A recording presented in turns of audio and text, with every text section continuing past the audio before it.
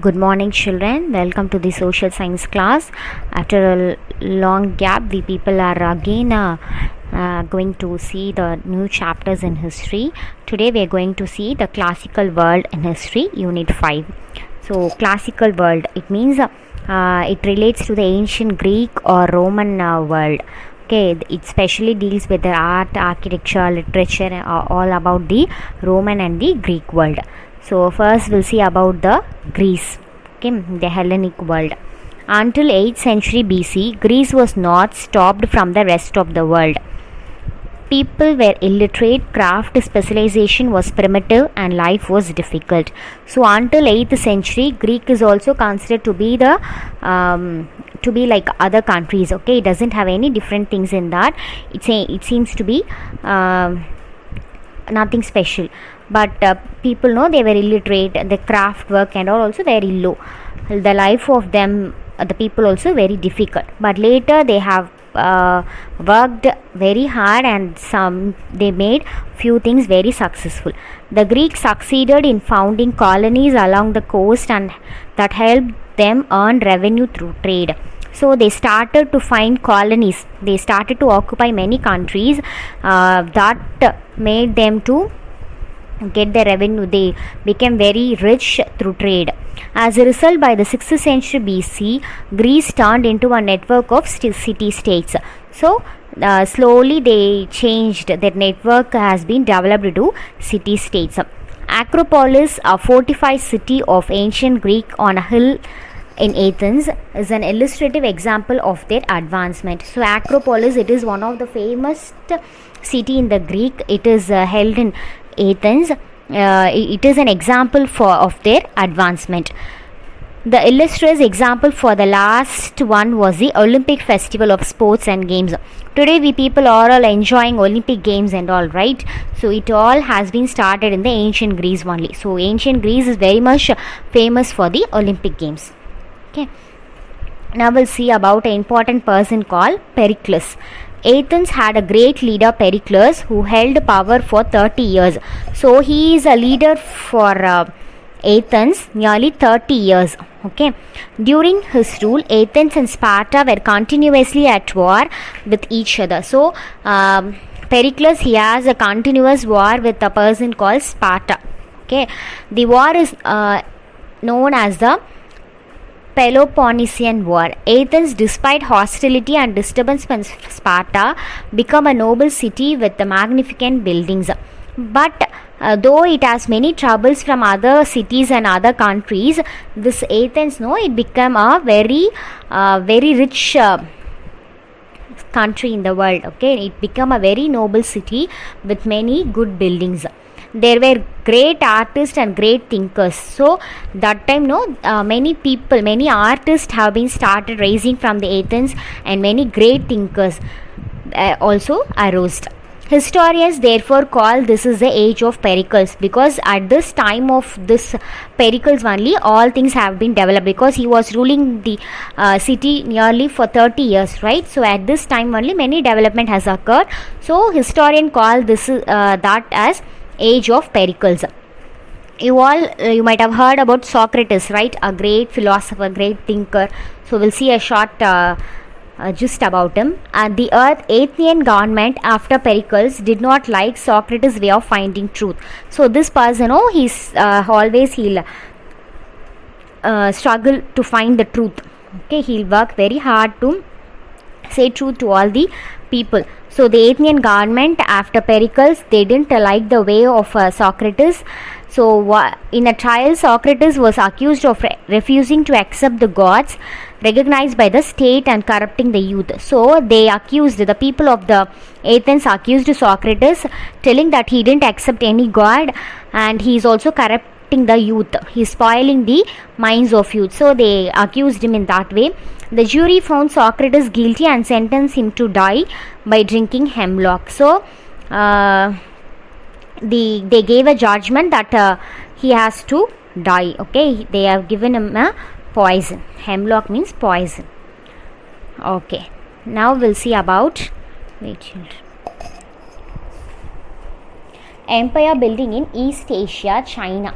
So So China, we all know that is one of the very big country in the world, which is very much famous for its population, right? So we'll see about the empire building in East Asia, China. Fall of Qin dynasty. Wang Sheng, popularly known as Xing Hongsti, meaning the first emperor, entered the age of warring states in China. He crushed all local rulers and established a strong central government. However, uprisings of the peasantry, unlike in other cultures, occurred again and again in China. Such uprisings led to the collapse of Qin dynasty.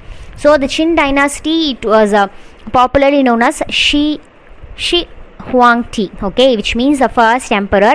It has flourished a lot. It has very famous things in that, but the uprisings, the revolt of the peasantry, the farmers and all, no, they all started revolting.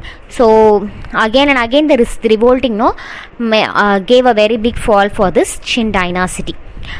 Han dynasty and expansion of Chinese territories. Han dynasty, founded by Liu Pang, flourished for 400 years. Their capital was Chang'an. The most popular and powerful ruler was Wu Ti. His generals succeeded in driving away the Huns in the north. Thus, the Han Empire once again threw open a Silk Road for trade. A large export trade, mainly in silk, reached as far as the Roman Empire. So, after this, the Han dynasty has been started. It is founded by the founder called Liu Pang. It has flourished for 400 years, and their capital was Chang'an. Okay, so one of the famous ruler was Wu Ti, W-E-T-I, Wu Ti. Okay, so his generals, no, they succeeded in driving away the Huns, because Huns were occupied that place. Though slowly they driven away them, and slowly they started to do the trade and all.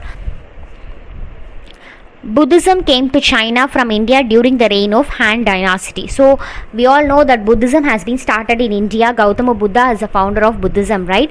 But during this Han dynasty ruling only, during this Han dynasty reign only, this Buddhism came to China. With the Buddhism came the influence of Indian art to China, and from China this spread to Korea, and from there to Japan. So slowly from China it started to spread to Korea and then to Japan. So in Mari film also we have seen, no, it has been started that some many Varma Kales and all have been started in India only, but that Bodhidharma have gone to China.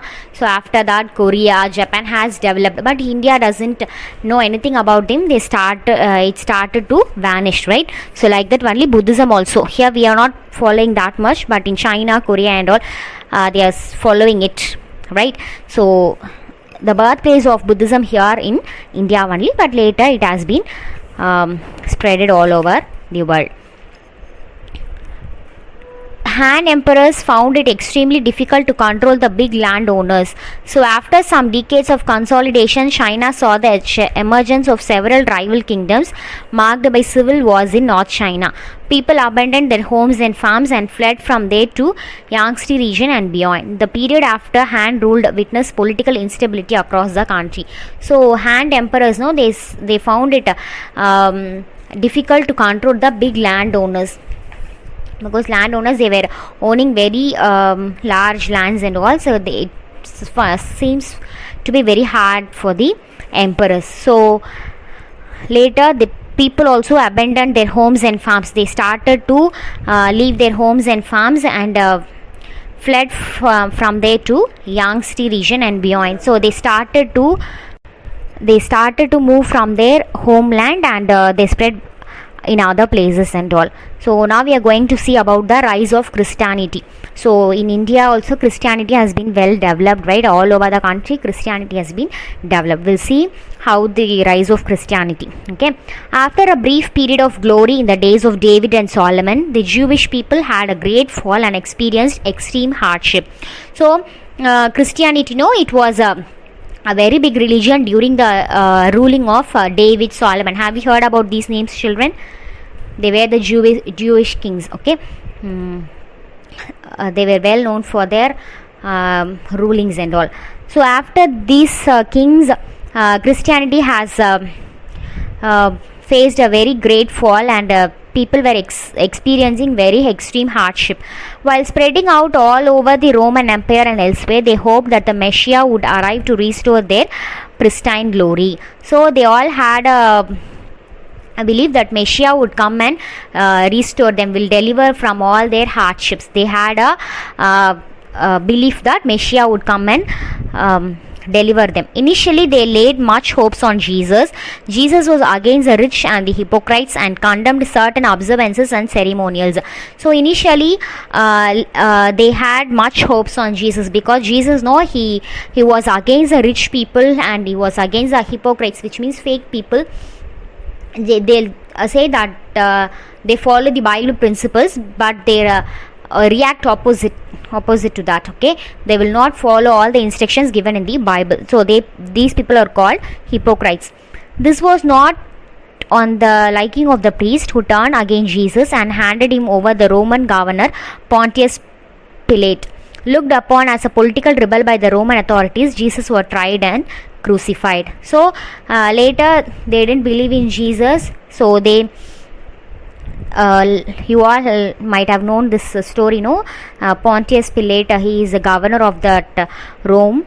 So Jesus was hanged. Okay, telling that he has rebelled against the political empires. Okay, so for that reason he was tried and crucified. After Jesus' crucifixion, St. Paul started spreading the Christian doctrine. Paul succeeded in his effort and Christianity gradually spread. So after this crucifixion, after Jesus' death, St. Paul, he started to follow the Christian doctrines and he started to spread it. Romans were prepared to tolerate Christianity, but the refusal of Christians to pay respect to the emperor's image was viewed as a political treason. It led to the persecution of Christians. So Romans, they started to persecute the Christians people for not paying respect to the emperor's image, because Christians, they won't worship any idols, any images. So it was against their belief of the Bible. So for that reason they were accused. Christians were accused. So for that reason they were persecuted. They were treated very badly. Their property was confiscated and they were thrown into the lions. Yet the Roman Empire did not succeed in suppressing Christianity. One of the Roman emperors, Constantine himself, became a Christian. Christianity thus became a official religion of the empire. So they started to suppress the Christianity, but it started growing, it started keep on flourishing. So later one of the Roman Empire, Constantine, also become a Christian. So this is one of the very big evidence that Christianity has been developed. So later it became the official religion of the empire. So this is what we have seen in this chapter, children, right? So I hope you would have understand this. We'll get the notes also. Thank you.